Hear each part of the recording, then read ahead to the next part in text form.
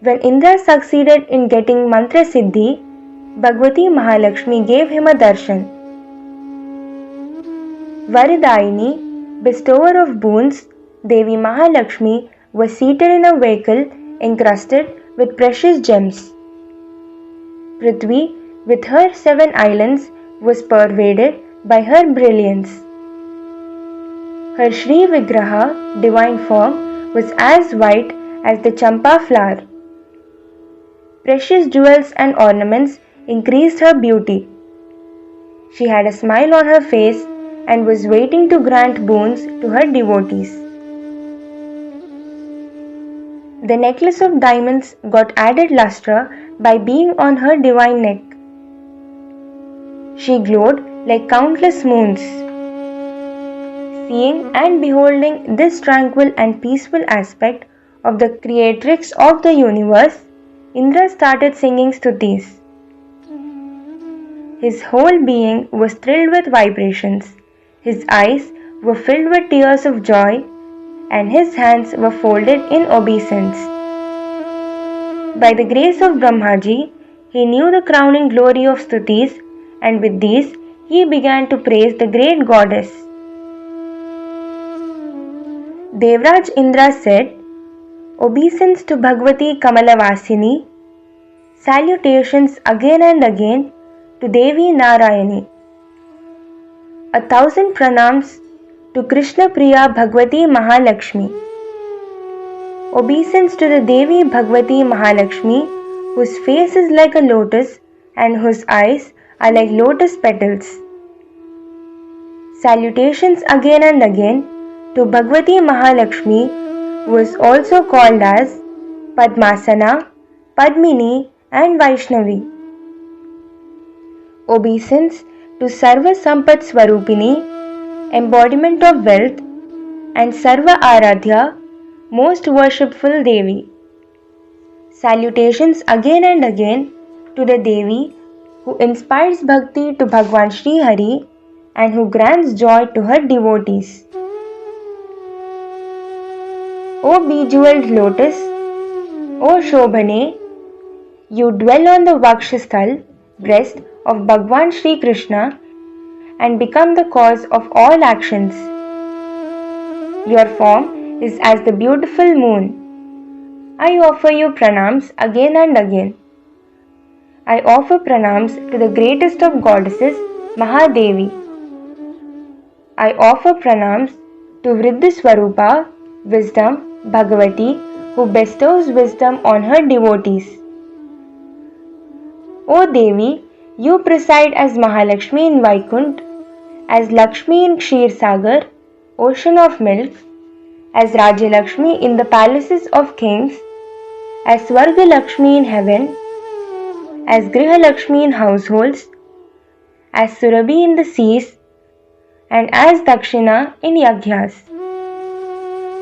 You are Aditi, mother of the Devatas. You are called Kamala and Kamalalaya. The Swaha, which is uttered during Havya, and Swada, uttered during oblations to ancestors, are your divine names. It is you who supports and sustains the creation in the form of Prithvi. O Devi, who are constantly engaged in the worship of Bhagwan Narayan, your form is pure and pleasing. There is not even an iota of anger or violence within you. You are called as Varada, Sharada, Shubha, Paramarthada and Haridasya Prada, the giver of boons, pure knowledge, auspiciousness, salvation and a place in the service of Sri Hari. When you withdraw your presence, the earth and the whole creation loses its essences and becomes as worthless as ashes. In your absence, all living things become lifeless and limp. You are the universal mother of all life forms, and their bonding is a sign of your presence. It is only by your grace that one gets dharma, arth, kam and moksha. Just as a baby depends on its mother for nourishment, so also the whole creation is dependent on you for the fulfillment of their desires. A child may survive without his mother, but without you, O Devi, the universe cannot exist. This is the absolute truth. O Ambike, it is your nature to be easily pleased. Therefore, be pleased with me. My kingdom is in the hands of my enemies. By your grace, I desire that it is restored to me.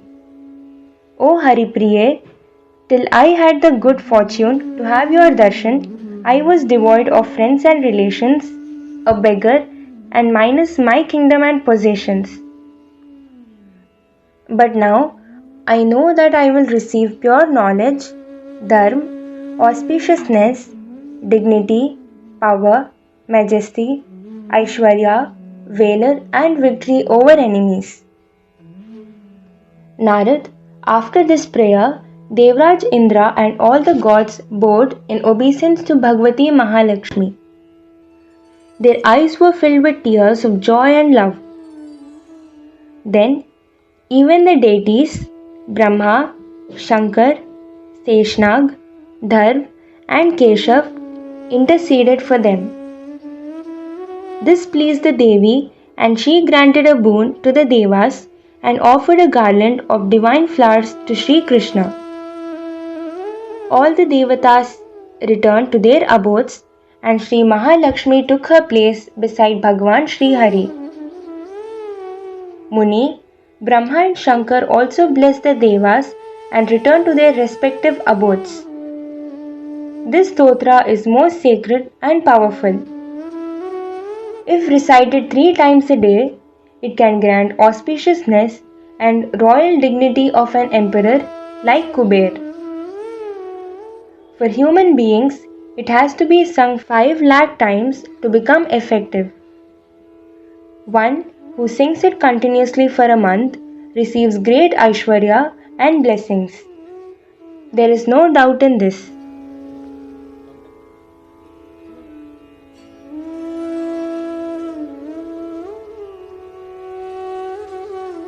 Srimad Devi Bhagavath.